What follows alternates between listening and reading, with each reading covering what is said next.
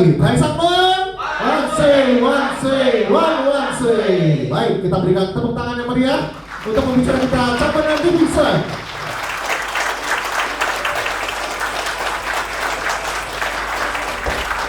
Oke, terima kasih.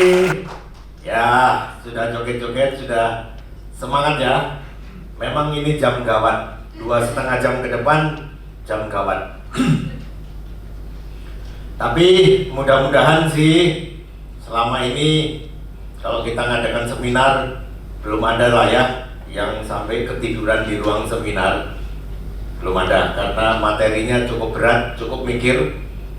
Nah, kita akan tadi sudah sampai sini bahwa selama 400 tahun belakangan ini terjadi perubahan yang sangat besar, lalu manusia pun bahkan banyak yang lupa diri.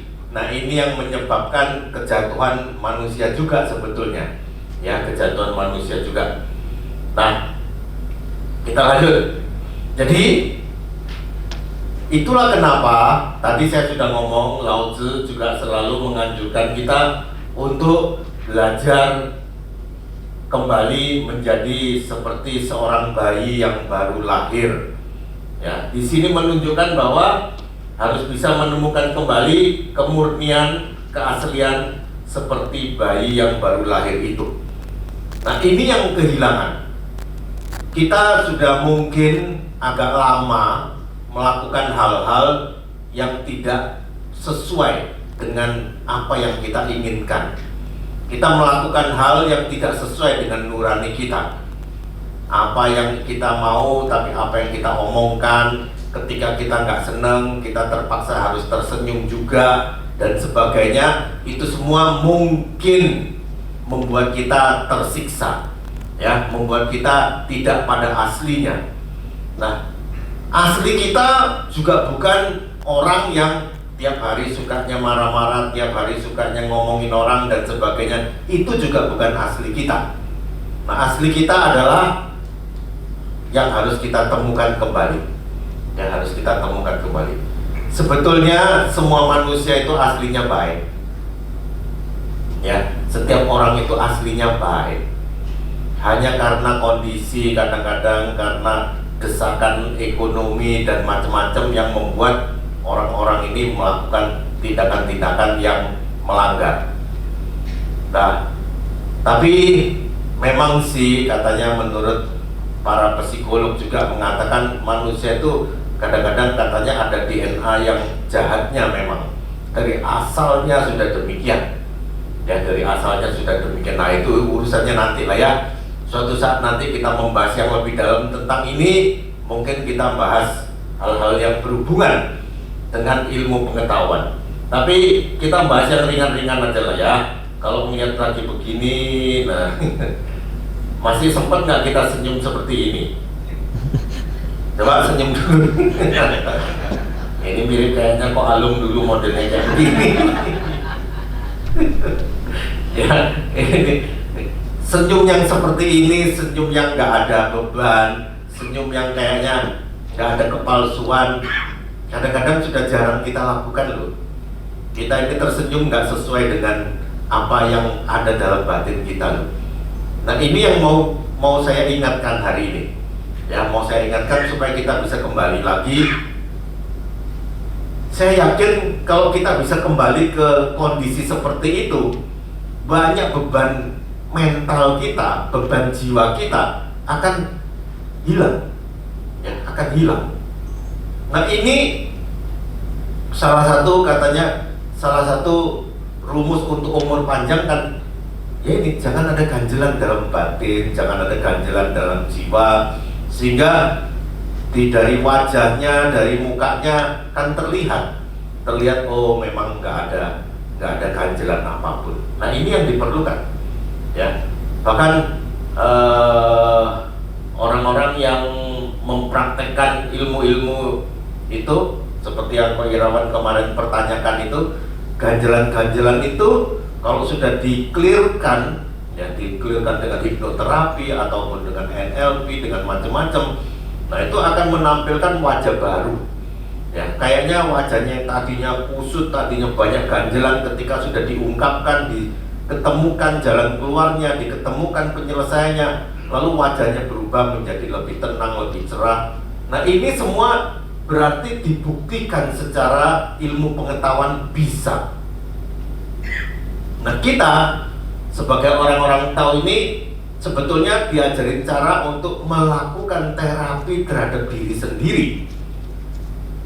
Dengan tiap hari melakukan cingco, menenangkan batin, mengkoreksi, mengevaluasi dan sebagainya, sebetulnya itu adalah cara kita untuk menetralisir hal-hal yang akan membuat diri kita, hidup kita nggak beres. Ya, sayangnya kita nggak lakukan sih. Ya, sayangnya kita nggak lakukan. Makanya wajahnya pada kusut-kusut gitu.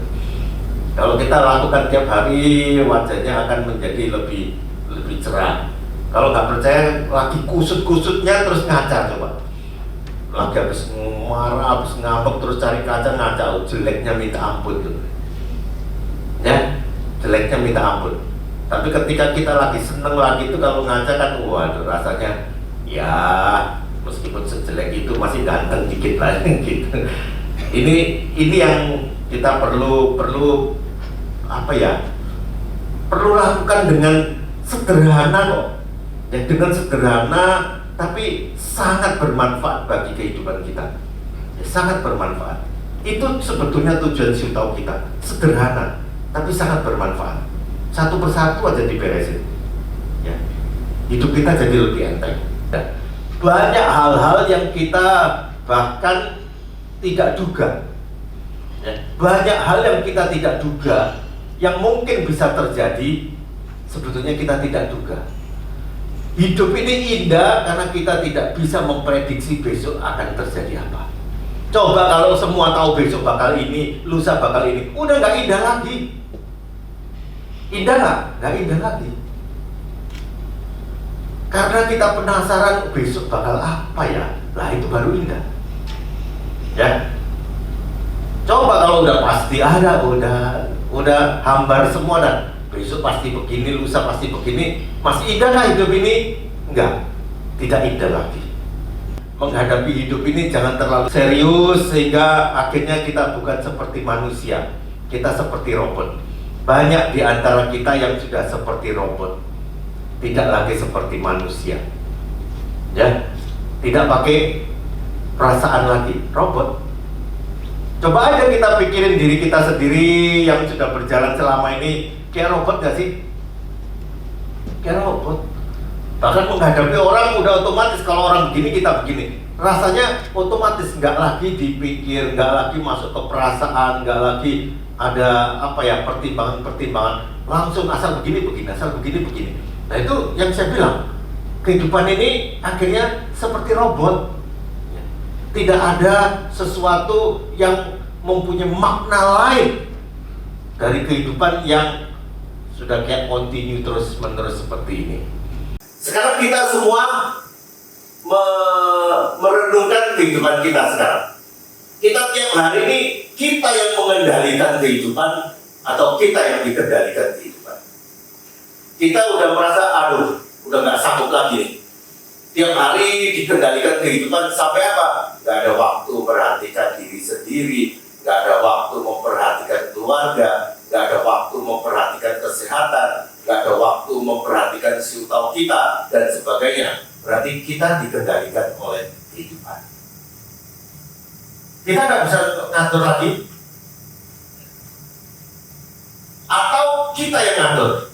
Satu hari saya atur sekian jam untuk ini, sekian jam untuk ini, sekian jam untuk ini, sisakan untuk ini dan sebagainya. Itu semua pilihan kita nih. Tapi seringkali kita kan nggak mau. Seringkali kan kita ya terbelenggu pada kehidupan ini. Sehari lewat begitu terus sampai berakhir. Ya sampai berakhir. Ini yang ingin saya sampaikan kepada kita semua. Kalau bisa jangan terjadi. Jangan terjadi kita ini dibelenggu oleh kehidupan sehari tiba-tiba selesailah waktu kita. Kalau sudah begitu, untuk apa? yang sudah kita perjuangkan, yang sudah kita dapatkan untuk apa sih? Makanya orang tahu ini sebetulnya setiap tindakan, setiap yang kita capai harus punya tujuan yang jelas. Ini saya untuk apa? Ketika kita memperjuangkan sesuatu, ketika kita bertindak sesuatu, harus jelas ini alasannya apa.